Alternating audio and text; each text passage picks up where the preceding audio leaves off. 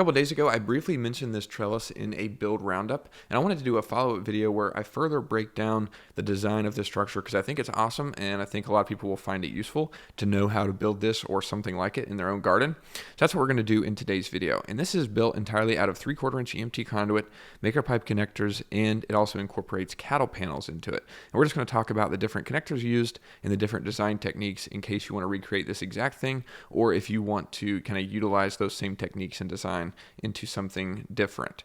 But essentially, like I said, this whole thing is made with 3/4 inch EMT conduit. You can get that off the shelf at pretty much any home improvement or hardware store. We like to get it at Do It Best or True Value if you've got one of those close by.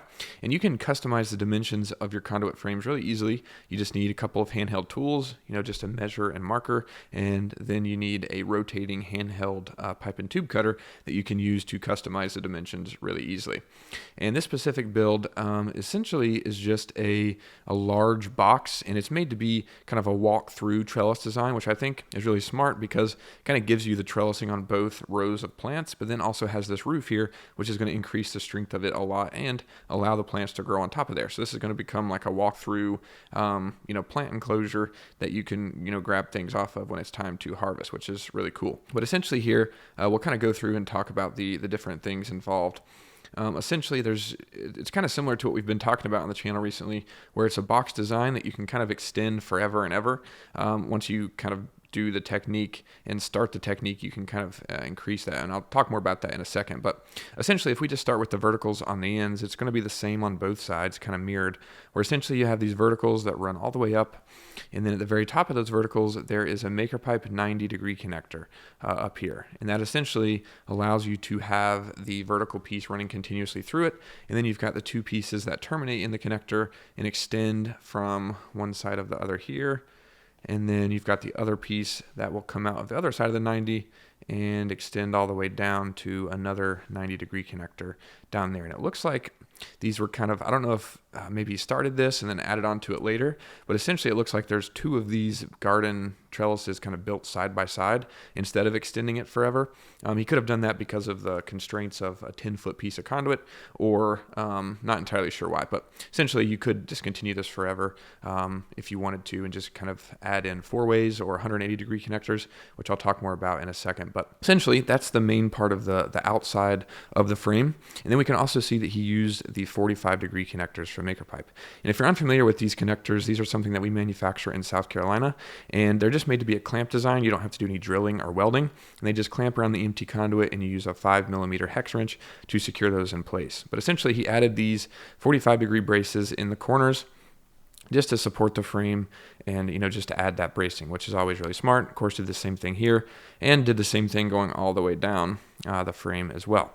But the last part of this trellis on this sidewall here is down here. He added some supports at the very bottom, which is a really smart thing to do. I mentioned in a recent video that if you're building a freestanding structure like this, it's good to have a rung around the bottom just to kind of help with the overall strength and kind of keep it from swaying back and forth, especially if you're expecting it to hold a lot of plants and whatnot. So essentially that's where he did the bracing up here, and I'm sorry, it's actually a little bit higher. He did those T connectors up here, there, as we can see, and essentially it just joins two pieces of conduit together, and then those are just going down, and essentially there's just a brace in between each of these verticals going down, as we can see here. So there's a vertical there, there's another one there, there's another one there, and here, it looks like he used the 180-degree connectors, and that one joins three pieces of conduit together and basically just splits a horizontal span and allows you to keep extending the frames. That's what I mean by being able to extend this forever and ever. You can kind of just add this 180, and which essentially breaks up this horizontal span, adds a vertical support, and then keeps it going. And you can essentially, do that there, and then just keep going all the way down and do it to your heart's content, as large as your garden is. So that's essentially what he did, using the 180-degree connector to extend this bottom support. And then up top here, he used the 90-degree connectors flipped over. He wanted to have a vertical support and then also have that cross support to the other side. So he used the 90-degree connector to do just that, where this horizontal piece at the very top of the build is running continuously through it, and then the vertical post stops and terminates there, and then he's got this cross support from one side to the other that terminates in the 90 and goes across. And then we can see down there, it looks like that's where he finished the rectangle and kind of did another 90 to create this 90 degree corner, similar to the outside one here. And then that's where he added the 45-degree bracing as well. And then if we go back and look at the other photo that he's got here, we can see where essentially it looks like he made two of these frames that sit side by side to each other, which is a really easy way to do this if you want to extend it and add on. Something else you could do here instead of doing that is you could replace this with a 4-way connector, and that would allow you to essentially do the same thing that we saw with the 180, where you can extend it and then also add the vertical support and keep going forever. That's something you could do if you didn't want these to be side by side, but I'm sure he had a good reason for doing that. And then that's pretty much the main part of the frame. And as we can see here, just kind of a shot from the side to see all the connectors, but we can also see a good view of the cattle panels that are attached directly to the sidewall of the frame. And it looks like they're zip tied on there, which is nice and simple and inexpensive way to attach those. You could also use metal zip ties if you wanted to secure those and have the strong metal zip ties to keep those in place and kind of reduce the wear and tear from the weather. What's really cool too is we can see that the vertical supports on this build extend through the connector, and those allow him to essentially put the cattle panels on top and kind of secure those in place and keep them from sliding off, because they're kind of captured by that vertical support going all the way through the corners, which is pretty cool.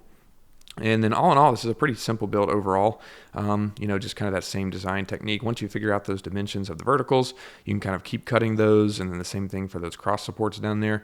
Once you figure those out, you can kind of just keep customizing those dimensions, and then you could do this specifically for your garden beds and what you're working with, which is really cool, and kind of the benefit of working with conduit and connectors, of course. So that's really awesome. And one thing I wanted to mention too is if you're building, like he's got a freestanding trellis and structure here because he's got a garden bed in the ground. But if you've got a raised garden bed, you could secure this to that with one-hole straps. There's a video that we did recently about different accessories, and we include some methods in there for securing that to garden beds. So check that out. I'll link that down below. But I imagine something here, he's probably got this secured. A really simple hack that we always recommend is getting some off-the-shelf rebar stakes, hammering those in the ground, and then sliding the verticals over top of that. And you could do that for every vertical, and that just adds a lot of strength to the build.